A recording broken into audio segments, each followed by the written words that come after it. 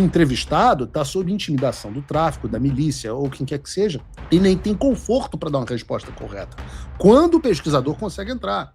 Né? Como é que você fala que vai votar no Flávio? O cara que está combatendo o Comando Vermelho e o PCC numa região dominada pelo Comando Vermelho e pelo PCC.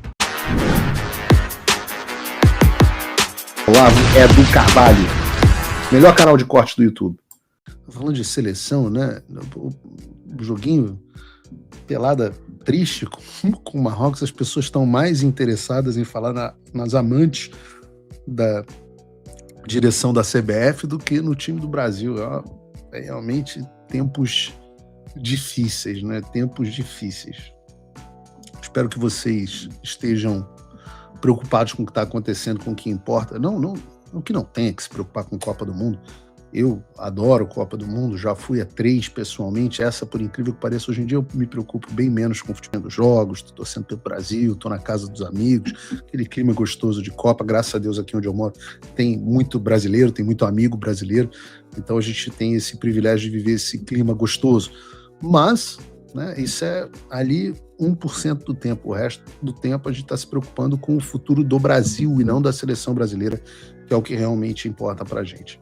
E vamos falar sobre isso, vamos falar sobre o começo, né? Vamos começar o programa de hoje falando sobre o cenário eleitoral. Falando um pouco sobre pesquisas, mas mais do que pesquisas, sobre cenário eleitoral. Já falamos desde que nós fizemos a última edição do Paulo Figueiredo Show, nós tivemos as pesquisas da Genial Quest, da BTG Nexus e Futura Apex, e eu vou me ater aqui aos cenários de segundo turno para fazer comentários com vocês. As pesquisas têm cenários de primeiro turno, mas eu, em geral, vou me ater aqui às pesquisas de segundo turno. Na Genial Quest, o Flávio Bolsonaro apareceu com 38 e o Lula com 44. Isso representou uma queda de 3 pontos para o Flávio e 2 pontos de ganho para o Lula. Na BTG Nexus, o cenário é parecido. O Flávio se manteve estável, não caiu, com 43%, e o Lula subiu 2 pontos percentuais, chegando a 49%. Assim como na pesquisa Genial Quest, a diferença entre os dois é de 6 pontos percentuais. E, por fim, a gente teve o levantamento da Futura Apex, que saiu hoje, onde o Flávio aparece com 42,9% e o Lula com 48,1%. Aqui o Flávio desceu 0,7 pontos percentuais e o Lula 0,4 pontos percentuais. De toda forma, a diferença também é muito similar às duas anteriores, 5,2 pontos de diferença. E a gente analisando esses números, vamos aos fatores positivos. Temos 2 fatores positivos. Primeiro, em quase todas essas pesquisas, o Flávio teve um crescimento no voto espontâneo. Como é que é voto espontâneo? Voto espontâneo é quando você pergunta para a pessoa em quem você vai votar e a pessoa responde diretamente o candidato sem você dar as opções. Né? A diferença de como acontece na pesquisa chamada estimulada é que você pergunta em quem você vai votar dentre estes candidatos, e aí você dá os nomes e o eleitor escolhe um nome da lista. Né? O que significa o crescimento no voto espontâneo, que a crise do Flávio talvez não seja tão grande assim, que ele esteja consolidando o seu voto e se tornando mais conhecido como candidato. Mas o outro ponto positivo é o fato de que o Flávio caiu pouco e parou de cair, inclusive nas 2 pesquisas que eu citei, e manteve um bom patamar, estancou a queda dele. Na Genial Quest ele caiu 3 pontos, numa pesquisa que traz margem de erro de 2 pontos, vamos falar sobre esse negócio de margem de erro. Na BTG Nexus ele se manteve estável, e na Futura Apex ele até cresceu mais do que o Lula. Sobre isso, um ponto digno de nota é sobre a Genial Quest. Eu chamei aqui a atenção para a margem de erro deles, porque essa história de que pesquisa tem margem de erros de 2 pontos percentuais para mais ou para menos, em uma pesquisa com 2.000 entrevistas, isso não é exatamente verdade.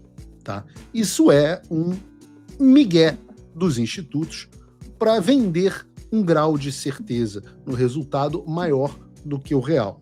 No final das contas, é até verdade estatisticamente que se você entrevistar 2.000 pessoas numa distribuição I&D, né, idêntica e independente, você tem uma margem de erro estatisticamente de 2 pontos, aproximadamente 2 pontos.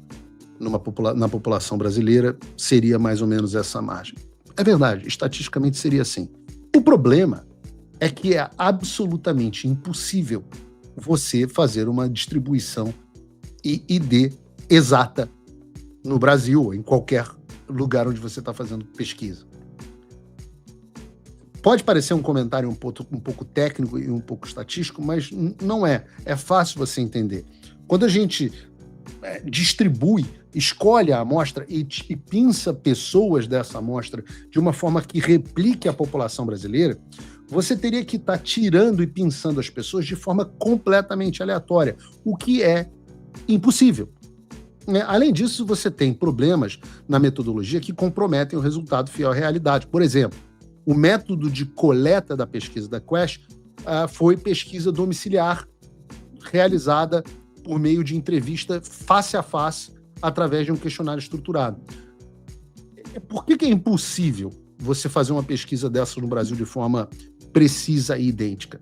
Porque o Brasil é um país com muitas áreas rurais que são impossíveis, inacessíveis para um entrevistador. Pela dificuldade, pela falta de infraestrutura, pela falta de estrada de chão, por quão longe está de um aeroporto, o quão longe você está de um pesquisador. Outra coisa, você pega o problema rural, mas o Brasil é um país altamente condominizado. Boa parte da classe média brasileira mora em condomínios fechados, no qual o entrevistador não consegue entrar, né? E é claro, nós falamos sobre isso, sobre o fato de que 1/4 da população brasileira, em amplas porções do território, vivem em áreas dominadas pelo crime organizado, o que torna absolutamente impossível que uma pesquisa como a Quest seja feita de forma não enviesada, né? Você imagina o entrevistador chegando para fazer esse questionário em Paraisópolis, na Cidade de Deus, na Vila Kennedy, se o entrevistador vai conseguir entrar. O entrevistado está sob intimidação do tráfico, da milícia, ou quem quer que seja, e nem tem conforto para dar uma resposta correta. Quando o pesquisador consegue entrar, né? Como é que você fala que vai votar no Flávio, o cara que está combatendo o Comando Vermelho e o PCC, numa região dominada pelo Comando Vermelho e pelo PCC, né? Ou por outras facções que sejam. Isso sem falar, obviamente, que é um instituto que pinça quem são as pessoas que ele, de fato, vai conversar. E isso, por si só, já torna um viés, já torna possível um viés absurdo na pesquisa, seja por dificuldade de acesso, dificuldade técnica, ou, às vezes, por má intenção mesmo do instituto de pesquisa. Essa é uma metodologia, que é a metodologia onde você vai casa a casa. Quando você pega, por exemplo, as pesquisas do Datafolha, o Datafolha utiliza uma outra metodologia, que é a metodologia de ponto de fluxo, né? Aí você fala, Paulo, você está falando de metodologia de pesquisa? Eu vou exigir hoje um pouco mais de raciocínio de vocês. O que é ponto de fluxo? De uma forma muito simples. Ponto de fluxo é um método de pesquisa em que o cara pega uma região movimentada, tá? Uma praça movimentada, uma rua movimentada, o calçadão de Madureira, o que é que seja, e para pessoas supostamente aleatórias na rua. Isso, cada vez mais, é um problemaço, porque as pessoas que estão em determinados locais, antigamente todo mundo ia ao centro da cidade de São Paulo ou ao centro da cidade do Rio de Janeiro. Hoje, essa já não é mais uma realidade. Por exemplo, São Paulo, as pessoas da classe mais alta e do setor financeiro pouco vão ao centro de São Paulo. O centro de São Paulo ficou meio Walking Dead, né? Uma coisa meio abandonada. As pessoas estão lá dentro da Faria Lima. Então, enquanto o grupo que está dentro lá do centro de São Paulo é diferente, né? Então, o que acontece é que as pessoas que estão em determinados locais são públicos determinados, são públicos separados. No Rio, por exemplo, se você for, sei lá, na Lapa, nos Arcos da Lapa, você vai pegar um público predominante lá, provavelmente vendedor de artesanato de Durepox, que vota no Lula.